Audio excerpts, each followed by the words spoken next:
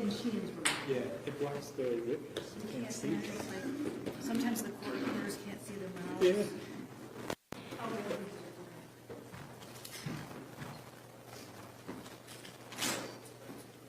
All right. Be seated, please.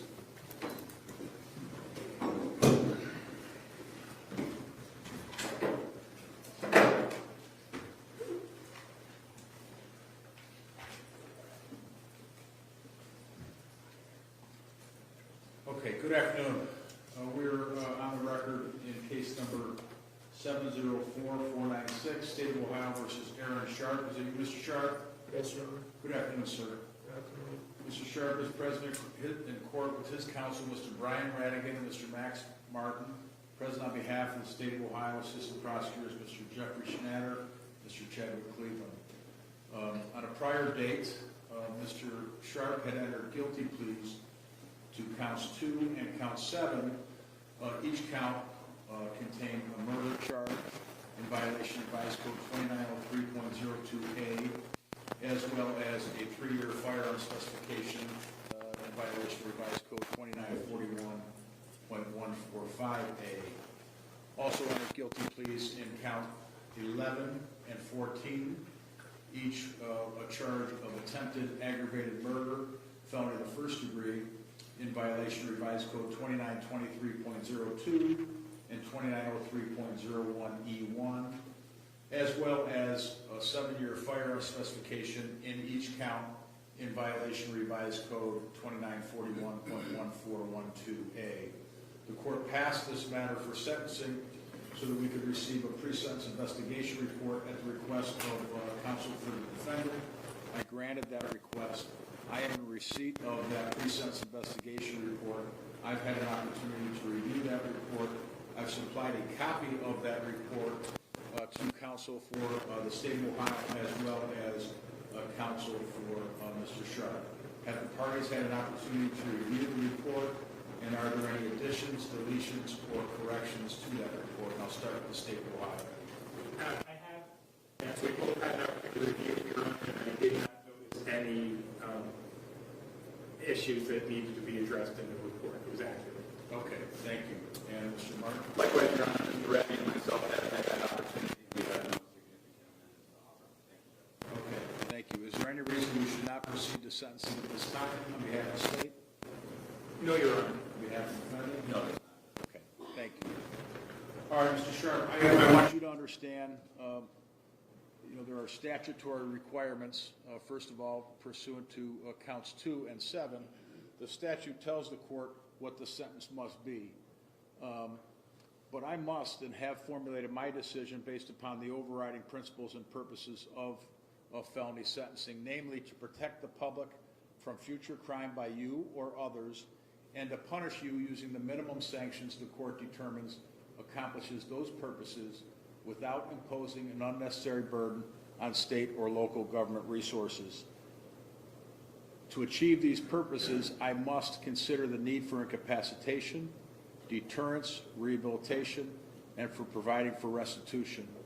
I must and have considered the seriousness and recidivism factors relevant to the offenses and you pursuant to Revised Code 2929.12.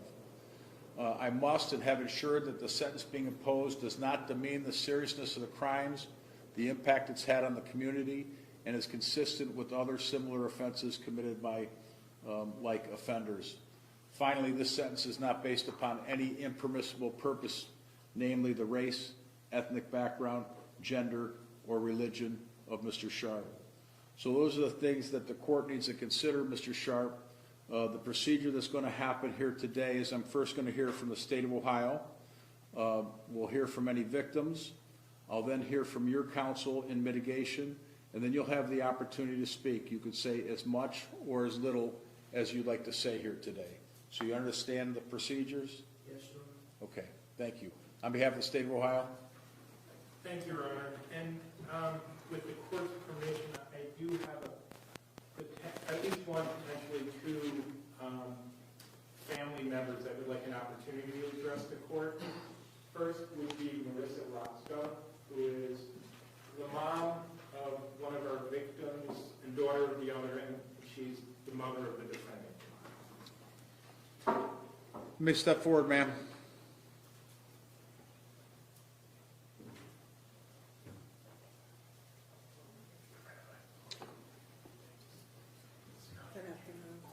Good My name is afternoon. Marissa Rosco.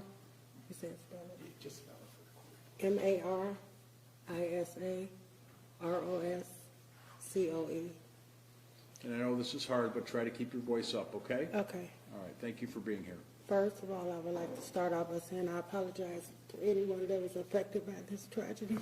The officers, Hernandez and Duran, I believe it is. This is hard.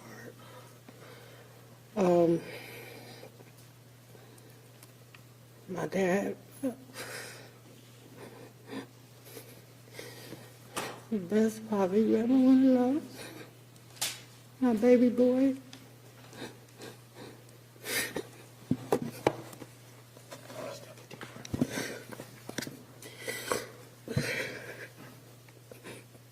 I'm sorry. That's okay, take your time. Aaron, I don't love you no less. My baby too. And I just want to say, You got it, ma'am? Ms. Roscoe, I know this is very hard, but we have a court reporter taking I said, Aaron, I love you no less. You're still my baby too. And I just want to say I apologize to everybody. And please take in consideration, that was not my son that day. I don't know who that person was, but it was not my son. I've never met that person a day in my life. Thank you. Thank you, Ms. Roscoe. Your Honor, Mr. Sharp, the father, is also in the court, but I don't believe he wants to address the court. The officers, one officer is here, Officer Duran. He preferred that I address the court, but he did share his feelings with me and some of the things he's been going through as a result of his injuries. One is he's not physically recovered yet. He's not able to return to work. He's also suffering mental health issues associated with the gunshot injury. And I know Officer Hernandez, who is not able to be here today, is probably suffering, perhaps not as severely physically, but possibly more so emotionally and with mental health effects of his injury. I think it's safe to say that in conversations with members of East Cleveland, it's likely that Officer Hernandez will never be able to return to police work. Hopefully that's not true, but that's their opinion at this point. I've spoken with Officer Duran. He hopes to be able to return to police work. One of the effects of Mr. Sharp's actions that day were not just a physical effect, an emotional effect on the officers and the other victims, his grandfather and brother, but it also took 2 police officers out of the community who were there to protect the community. And East Cleveland is suffering that loss of officers still. They are very short-handed. I know the court has a pretty detailed description of how things transpired inside the house. There were 2 separate incidents, one upstairs where Mr. Sharp took the life of his brother, and that went downstairs where he encountered his grandfather and then shot his grandfather. At that time, East Cleveland officers were working a traffic accident. They received a dispatch to respond to the house. And I do have a body cam video of Officer Duran's approach that I would like the court to see, because I think it's important to see how this shooting transpired. You may. And it's connected to that table? Yes, Your Honor.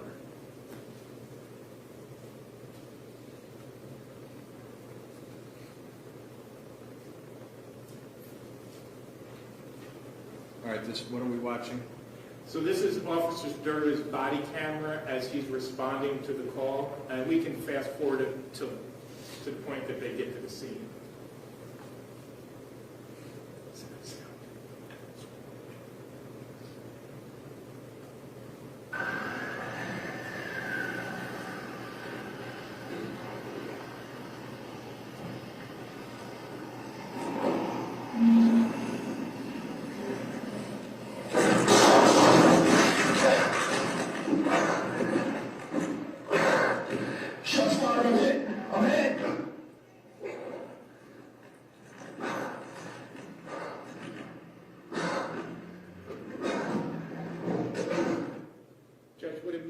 precedes that is Officer Duran takes an approach from the side using a house for cover. He enters where you see the shooting happen on the driveway, so he has to leave cover, exposing himself as he's trying to respond to the scene. It's important to note that this shooting happens after Mr. Sharp leaves the house. He could have easily have fled that area the same way he fled after he took that shot at Officer Duran. Instead, he waited for the police to arrive, waited for Officer Duran to expose himself, and then fired. You heard multiple rounds. Mr. Sharp evaded arrest, and then there was a several-hour manhunt for him that involved virtually every law enforcement agency in this county with state and federal agencies assisting. Several hours later, there was reports that he was seen at a vacant motel. Officers responded to that scene, and that's where Officer Hernandez was shot. With the court's permission, I'd like to observe Officer Hernandez's body cam. You may.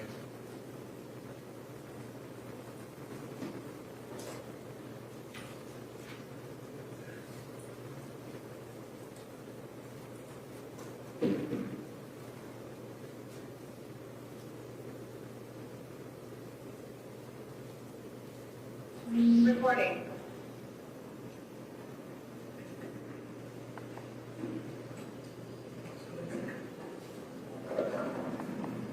Roll call.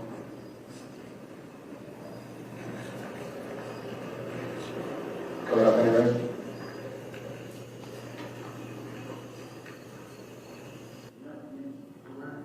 Nothing?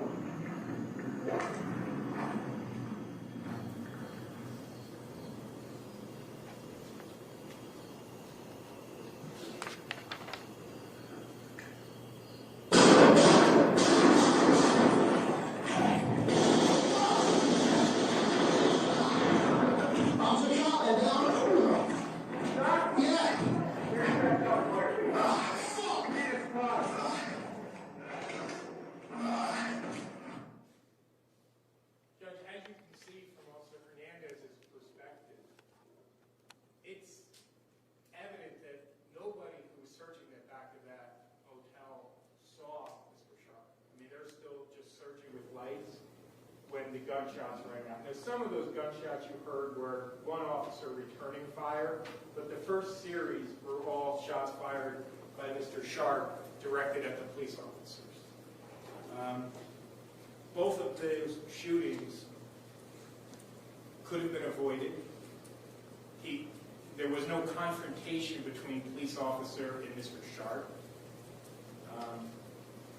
And I don't mean to focus solely on the police officers. What happened to Mr. Charles Rosco and Eric Sharp, too, was just as tragic. They were unarmed in their own home, surrounded, well, by someone they considered family when they lost their life. I think it's important for the court to look at how these crimes transpired. Eric Sharp was isolated from his grandfather's shooting. He was upstairs at a different time. Then things went downstairs. I'm sure Eric Sharp could have just left. No one was going to tackle him, but he then took his grandfather's life. Officer Duran was separated in time and space. No threat from Officer Duran. He was essentially ambushed. The same for Officer Hernandez. Those, I think, are all facts that this court needs to look at when it imposes the appropriate sentence for each of those officers in terms of the range that's available. And I think it's important to look at that, too, when the court makes a determination whether the statutory findings are appropriate to impose consecutive sentences. And I'm going to leave that to the court's consideration. I think certainly the harm caused is great. But we were able to negotiate a plea where the sentencing is going to be up to this court. But I wanted the court to have a good frame of reference for how things transpired would have made that decision and applied to the factors set forth in the revised code. Thank you, Your Honor. I appreciate you taking the time to hear from the family and to view the videos. Thank you, Mr. Schnatter. Mr. Martin? Thank you very much, Your Honor. Your Honor, I'm going to say a few things on behalf of Aaron, and then Mr. Sharp, you can sit down. Thank you, Judge. Relax. I know that Aaron wishes to address it as well. He and I have spent some time, he and I and Mr. Reagan have spent some time talking about what he might say on this day. This is a day that he's been envisioning, not looking forward to necessarily, but understanding that this day would come for a very long time. August 8th of 2025 is the worst day in a lot of people's lives. A lot of those people are here in court today. And before I get to Aaron and turn my attention to him, I want to commend certainly the family that's here. Thank Ms. Rosco for the grace that she's shown here today in court. How can you imagine being in her position? One son murdered, the other accountable for that murder, her father killed. Probably the worst day of her life. The individuals, the law enforcement officers, not just the East Cleveland officers who are gathered here today, but the others that risked their lives in the response. None of what I'm going to say is meant to minimize what they've been through as well. I'm going to commend the East Cleveland Police Department officers who are present and those that are not for their efforts that day. And I want to thank the Cuyahoga County Prosecutor's Office for taking a measured view of this case. When you first encounter a case like this with these sort of facts, Judge, I think it's very easy to forget about the nuance, forget about what was going on in the lives of the people involved, including Aaron. This is a case that would have otherwise qualified for the death penalty had they chosen to go that route. They chose not to do that, and I think that's in part a recognition of who Aaron is and what he was going through in that moment. And again, none of the mitigation material that I'm going to offer to you today is meant in any way to minimize the loss of life as well as the other harm caused, Judge. It is about as tragic of a case as I can imagine because of the familial relationships involved as well as what we just saw here on the body camera footage. But what I can tell you with some level of certainty, Judge, is that Aaron did not wake up that morning and think, I'm going to harm someone, or I'm going to end lives today. I don't think that sort of thought process took place even as it was happening. I'm not here to tell you that he is not liable, criminally liable for his conduct. He is. He was evaluated, as you know, Judge, by more than one mental health professional. Those people, I think, have a view that certainly mental illness was at play. And I'm going to tell you, Judge, I believe that untreated, undiagnosed mental illness was a large part of what took place that day. He was diagnosed possibly with unspecified schizophrenic spectrum disorder by our court psychiatric clinic. And I can just tell you candidly, and I believe Mr. Reagan would wholeheartedly agree with this, Aaron is a different person today than he was the day that we met him. The day that you saw him on being arraigned, acting in a way that I have never seen him act. And I think his mother said it more perfectly than I ever could, is that was not my son that day, is what she told you earlier, Judge. And I believe that she believes that because that is the truth. I don't think he was in his right mind when he did what he did. He is today receiving medical care and medication to include antipsychotic medication that has allowed his true self to emerge and rise to the surface. So that when Mr. Reagan and I talked to him, we've encountered a soft-spoken, humble, mild-mannered individual. Somebody who, if you didn't know what he had done on that day, you might think this is an individual who could never hurt a fly.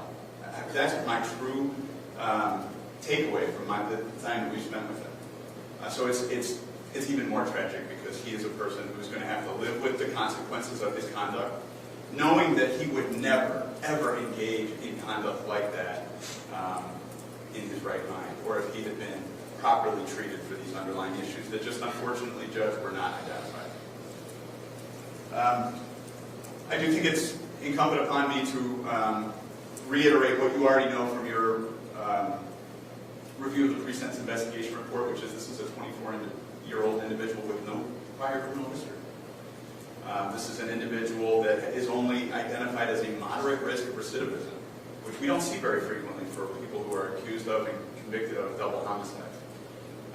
The reason I think that he's only evaluated as a moderate risk of recidivism is because he does not present with a criminal attitude. He does not present with problems that are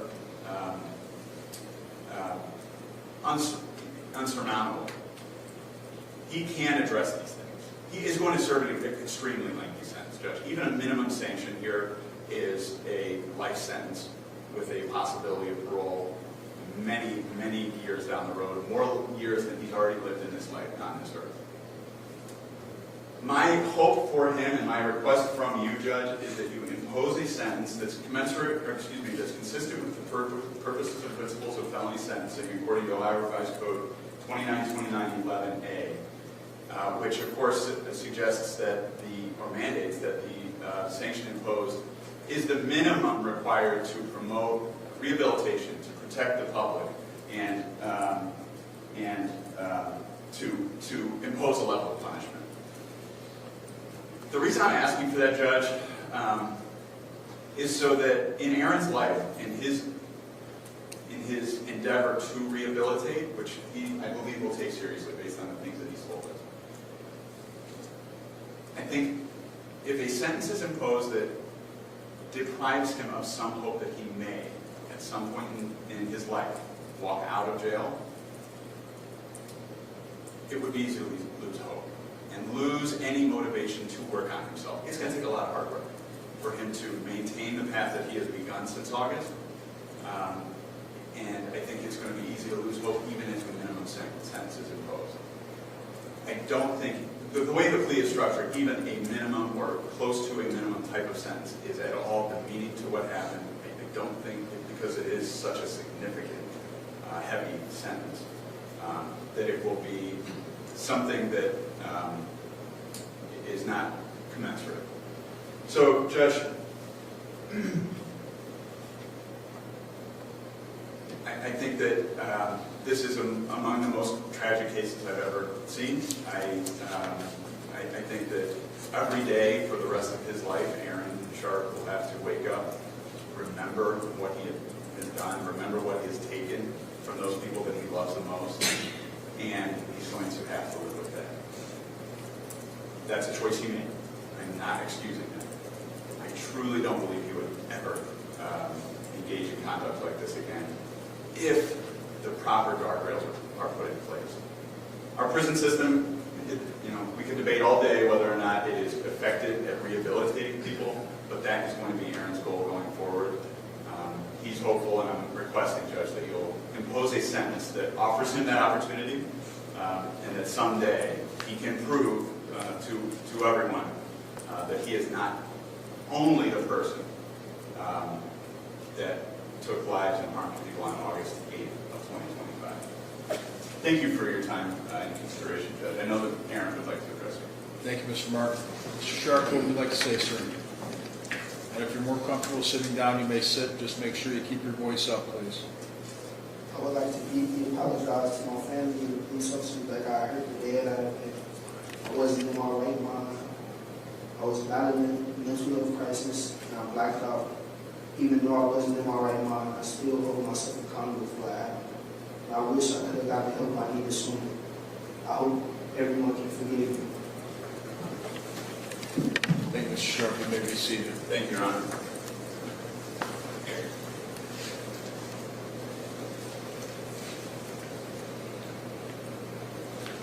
All right, at the outset, Mr. Sharp, I'm going to explain to you a couple of the advisements that I need to read to you, and specifically with respect to count 11, you will receive an indefinite sentence pursuant to Reagan Tokes Law. The court will choose count 11 to be subject to the Reagan Tokes Law, and you will receive an indefinite sentence on that count. It's going to be rebuttably presumed that you'll be released from service of that sentence on the expiration of the minimum prison term as imposed as part of that sentence, or on your presumptive earned early release date, whichever is earlier. The Department of Rehabilitation and Correction may rebut that presumption if, at a hearing held, the department makes specified determinations regarding your conduct while confined your rehabilitation, your threat to society, your restrictive housing, if any, while confined, and your security classification. If the department at a hearing makes the specified determinations and rebuts the presumption, the department may maintain your incarceration after the expiration of that minimum term or after the presumptive earned early release date for the length of time the department determines to be reasonable, subject to limitations specified in Revised Code Section 2967.271 of the Revised Code. The department may make the specified determinations and maintain your incarceration under these provisions more than one time, subject to the limitations specified in Section 2967.271 of the Revised Code. If you have not been released prior to the expiration of the maximum prison term imposed as part of the sentence in count 11, you must be released upon the expiration of the maximum term. So that's the Reagan Tokes Law. You'll receive a minimum sentence in count 11 and a maximum sentence in count 11. I must also advise you that pursuant to both counts 11 and 12, you will be subject to a period of post-release control as determined by the parole board and not this court for a minimum period of 2 years to a maximum of 5 years. When this period of post-release control, or if it's imposed following your release from prison, if you were to violate the conditions of that supervision, the parole board may impose a prison term as part of that sentence of up to 1/2 of the stated prison term. If while on post-release control you're convicted of a new felony, in addition to the sentence you received, the judge may add an additional consecutive prison term of 1 year or what time remains under post-release control term, whichever is greater as a maximum.